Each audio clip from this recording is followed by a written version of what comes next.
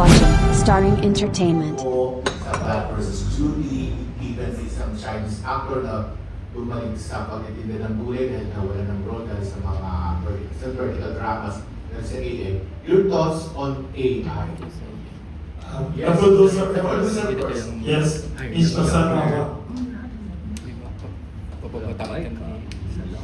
I'm very happy, because of this AI technology, we were able to come up with a movie, and I am not ashamed to be telling you all this, because the world is coming to AI already. We have robots going on, and I think I just read in New Yorker, they said the robots are coming.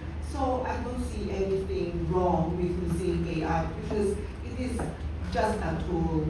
The main point it is still by human. We still do the storytelling. We still do the music and everything else. The emotions are all by human storytelling and all. So everything now is AI. And I thank the people who develop the AI technology. Otherwise, if I use the standard traditional way of making this movie, there's no way I can ever produce this movie because it's sobrang mahal. How long? Voice casting. Yes. I don't know, opinion niyo about AI to the talents here? The voice casting. Yes, the opinion about AI and art and culture. AI is a tool, but it's new. So, to a lot of people, we still cannot accept it. Parang nung unang panahon, nagka-calculator. So, ba't ka nag-calculator? Di ka marunong ng math. I'm a math teacher, I'm using calculator. Noong unang panahon, linabas yung typewriter, siguro nung lumabas yung typewriter, people were saying, ba't ka nagka-type? Di ka ba marunong magsulat? Nung lumabas yung, for example, pa lumabas, nung lumabas siguro yung hair dryer, siguro tinanong nila, hindi mo ba pwedeng patuyuin yung buhok mo ng naturally? AI is bad if you use it to cheat. If you cheated. But if it is a tool to make you attain your objective faster and more efficiently, then it is wise. We watched the trailer. Are we entertained? We were entertained. So you were able to attain your objective. Ano objective mo? To tell the story. If you will be able to tell the story beautifully, nicely done, then AI is a wonderful tool. After all, nabubuhay ka ngayon, we give a lot of tools. Pero kung ginamit ko yung AI, pinakanta ko, kasi sinabi ko boses ko yun, then yun ang masama. That's my own opinion. So, I think we all have to embrace this AI. We need to be able to use new technology. These are tools to make us work more efficiently. Hindi magiging tayo ang i-control ng AI na, like yung mga staff ko, no? For example, I said, issue ng announcement. Ganito gawin mo. Use AI, and then I'll check. You know, 10 out of 10 times, mali yung message na nagagawa ng AI. Aayusin ko. Ginamit ko rin ng AI, pero tama ang message. Bakit? Kasi nag-iisip ako. Ginawa ko siyang tool. Yung isa naman tinatamad ay magtrabaho, gumamit ng AI. So at the end of the day, I guess, it is how we make use of this tool. Okay? Thank you. Very interesting. Think. Yes. Mr. Don Puno, your opinion, AI and art. Yeah, well, I'm actually really glad that you asked this question. I'm actually the co-founder of a company called Visera AI, and last year we did the first AI filmmaking hackathon in the Philippines. So I actually know quite a bit about this topic.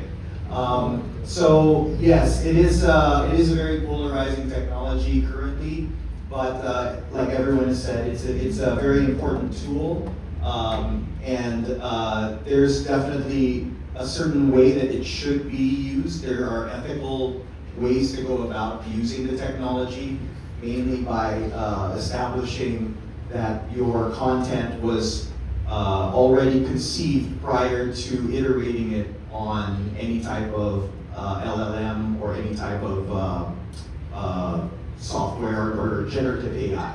So I could talk about this all day, but I don't want to take up all of the time. But basically, yes, this is actually really great that we're doing stuff in AI. And honestly, you don't want to get left behind right now because I think right now people are scared of the technology. They're afraid of the jobs that could be lost because of it.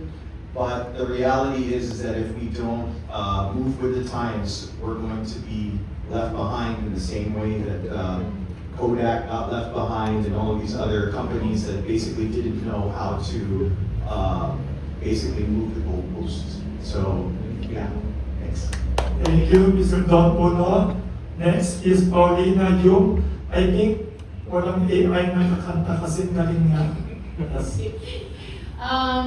I have similar thoughts as well. So originally, I was very hesitant when I heard parang AI kasi yun na nga, nawawala ang mga trabaho ng tao. Pero after speaking to Rosana, I know that, you need to have ideas talaga. Pag wala kang idea, if you feed mo sa AI, hindi ka rin matutulungan ng AI. So, may original idea ka, i-harness lang ng AI yung idea mo and help you build that, no? And parang make it come to life. And after speaking with Rosana about the whole process of how she made the film, I know that even though she used AI to generate those characters doing animation, nag-hire pa rin po siya ng animator na nag-edit ng film. Kasi, syempre, ang ilalabas ng AI, minsan may mali, di ba? Kunwari, yung kamay parang nakadikit dun sa bowl, medyo So, kailangan talagang ayusin ng animator yung gawa ng AI. And at the end of the day, you still need humans to finish that, to come up with that final product. So, my stance on it is that you cannot use AI. Kung walang humans, you can't use AI, right? And the ideas come from our brain. So, yun, yeah. Thank you, Ms. Paulina Yu. Ms. Candice Tan, what is your opinion about AI and pop culture and this movie? This movie, alright, with AI. Well, first, I just like to say that I was really in shock. I was really shocked when I found out na marami talagang ayaw ng AI. Kala ko, oh my God, we're in the future na. We're so happy that there's AI. Personally, AI brought me so much joy. There were so many of these movies na sana ganito na like ending. So we can't picture it, pero thankfully to AI, nagawa nila. So yun po, I just want to say that I believe that AI it gave a lot of opportunities to different people. Just like how social media gave opportunities to small-time influencers. Maraming mga influencers, like sobrang sikat na nila, artista na sila, pero before talaga just TV, right? So to me, AI is also a creative space for people. Like for example, like Achi Rosana.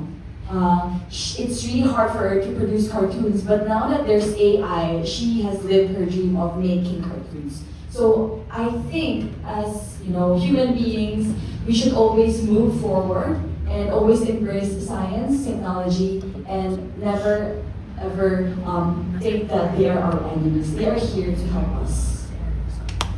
Very eloquent speakers again. Thank you very much, Jerry Olea, and for all the wonderful enlightening answers. Yes.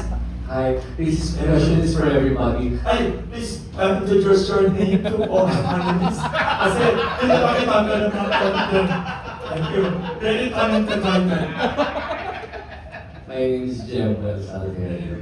Anyway, in creating this Thank movie, you. this question is for everyone. In creating this AI-assisted movie, when did you feel and where did you feel exactly did the technology end and human emotion begin?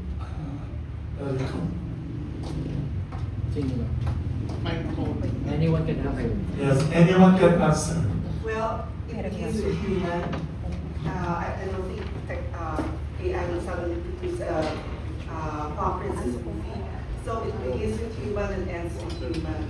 And throughout the movie, I call it a hybrid because they existed and help each other, AI and human. Good. Can you repeat the question? The last When and sentence. where did you, when you created the whole movie, when and where did you exactly feel that technology end and human emotion begin? I think the technology ended with the voice actors. Because all the voice actors, I think, the voice actors are not AI.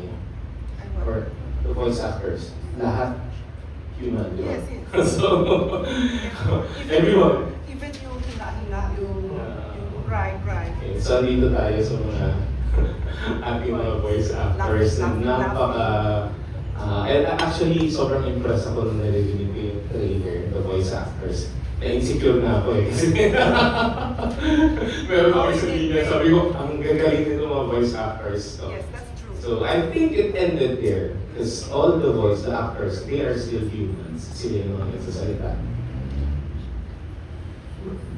Yeah, so you can use 100% AI to produce everything, including the voice nowadays with like tools like 11 Labs, for example, that basically takes a sample of your voice and then it can actually just take a sample and then you can put any text and it'll just repeat everything. But that's not what was done here.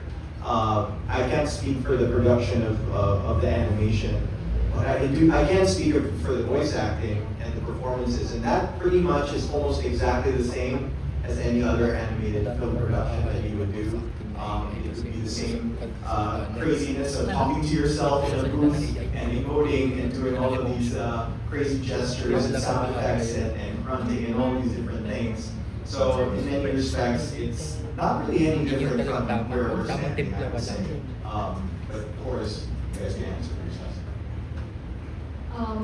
So my take lang on my side, kasi in terms of the music, like the singing, I do know that at the beginning, binigyan ako ng sample tracks. And the sample tracks, Rosana wrote the music, the lyrics, and everything.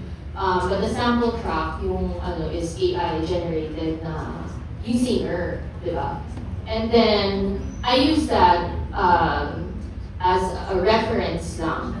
And then I went to the studio. Ayun nga, pagdating sa studio, that's where technology ends na, di ba? Kasi me as an artist, I get to decide kung ano yung what emotions I want to infuse in the song. And syempre, yung bawat phrase, kailangan ko parang i-experiment. O ito dito, pwede kong gawin ganun, malakas, mahina, or medyo sad, may happy, ganun. Yung pagkanta.